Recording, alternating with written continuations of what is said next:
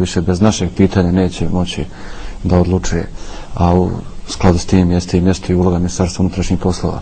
Naravno, na početku agresije ogroman doprinos odbrani Republike dao je i rezervni sastav MUP-a. Sjetimo se samo borbi za odbranu Bosanske Krupe, recimo borbe, ne znam, u Goraždu, u Srebrenici i tako dalje. Znači, svugdje je MUP na neki način, posebno kroz rezervni sastav, dao veliki doprinos odbrani ovih sadašnjih slobodnih teritorija praktično koje imamo. Pa u vezi sa ovim što smo malo prije govorili, jednostavno vrijeme je nalagalo da se ide dalje. Tako je došlo i do stvaranja odreda vlasti. Pa evo, gospodin pukovnik Rusme Mrković, komandant Lasta, da nam nešto malo više kaže kako je nastala ova jedinica. Odred policije za specijalne namjene Lasta je formiran 14. maja 1992. po naredbi načelnika Centra službe bezbjednosti Sarajeva.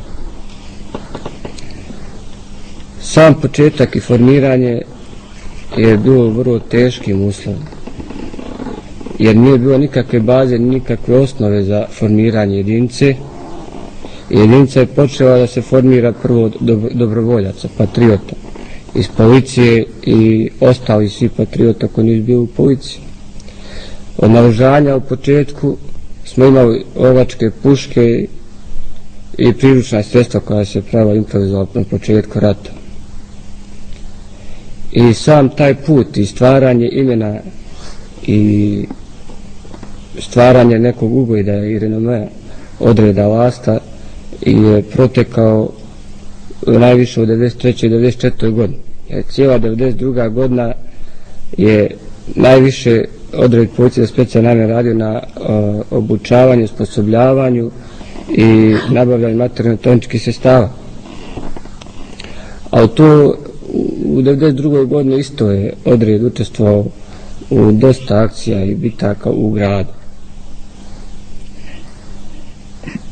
Možda se neke prisjetimo posebno značajne, spominjali smo septembar. Po samom formiranju, možda nije prošlo ni mjesec dana, odred je učestvovao na jevrejskom groblju u 6. mjesecu, gdje je bila bitka i gdje je određen broj pripadnika odreda i položio svoje živote. To je bilo maltene poslije mjesec dana osnivanje samog odreda. Znači da nije bilo puno vremena da se obučava, da se osposobljava, da se naoružava, već se moralo da ide s onima naoružanjem šta smo imali i koliko nas je bilo i kako smo bili obučeni. A tad nismo bili ni obučeni jer nas je tad vodio patriotizam. Evo upravo vidimo te inserte iz tih prvih dana, da li je to, jel? Ovo je već kad smo bili opremljeni, to je već 1993. godina i obučeni i materijalno-tehničkim sredstvima dobro snabdijeni. I sada je jedinica izrasla u veliku, ja mislim, jedinicu koju četnici moraju da respektuju i pojava jedinice sami na ratištu znači mnogo i možda bi bilo zanimljivo našim gledalcima da čuju i kako je uopšte nastao naziv Laste ili Lasta. Naziv Laste je nastao, načelnik centra, tada sadašnji gospodin ministar Bakir Auspahić, je dao prijedlog Lasta, pošto je prije jedno 20-30 godina bila specijalna jedinica Lasta u Bosni i Hercegovini i sjetili smo se, pa zašto ne bi ponovo Lasta? I tako smo uzeli. Još jedan dokaz da specijalne jedinice u našoj zemlji imaju tradiciju i ime, na neki način. Ne bi bilo loše da nam gospodin Stambolić kaže sa drugim regionalnim centrima, znači osim u gradu Sarajevu, znači postoje dvije specijalne jedinice, Bosna i Lasta. Što je sa drugim centrima regionalnim, već ste spomenuli da postoje manevarske jedinice, da li postoje još negdje specijalne jedinice i koje su? Da, ja sam napomenuo da sa početkom agresije na Bosnu i Hercegovinu policija je borbu usmjerila u onoj mjeri i na onaj način da se najefikasnije suprotstavi tim svim raspoloženim sredstvima. Stoga su u određenom broju centara nastale združene jedinice koje su se zvale manevarske jedinice i one su, ako bi se gledala ili upoređivala njihova uloga, imale sličnu funkciju kao što to danas imaju specijalne jedinice. Te manevarske jedinice su veoma uspješno obavljali te obaveze.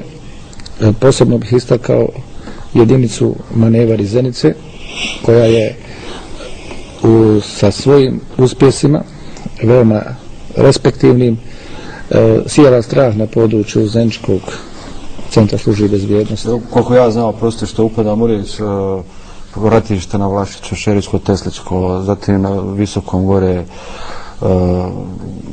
Čekačiće, zatim na Igmanu, baš da sam ih ja susretao ovako radeći ovaj svoj posao i tako dalje. Dosta ratišta, Zavidović je Magla i također. Zaista ne znam šta bi više dodao toj vašoj informaciji. Od sredine 1993. godine naredbom ministra unutrašnjih poslova u svim centrima službe bezbjednosti su formirani odredi za specijalnu namjenu. Tako je u ovim svih centrima gdje danas funkcioniše Ministarstvo unutrašnjih poslova, dakle izuzev Sarajeva, u Tuzli, Zenici, Mostaru, Goraždu, Bihaću, Doboju i Travniku, gdje funkcioniše centar službe bezbjednosti Banja Luka, osnovana po jedna jedinica specijalne namjene koja predstavlja, opet to podlačim, dakle predstavlja udarnu pesnicu policije u ovim svim borbenim dejstvima protiv agresora.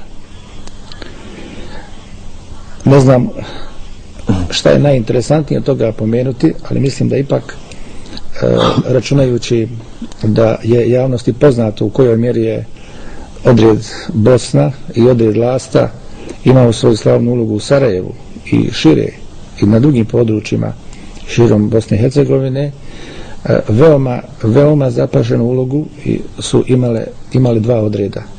Odreda specijalne namjene u Bihaću i centar za specijalne namjene u Goraždu.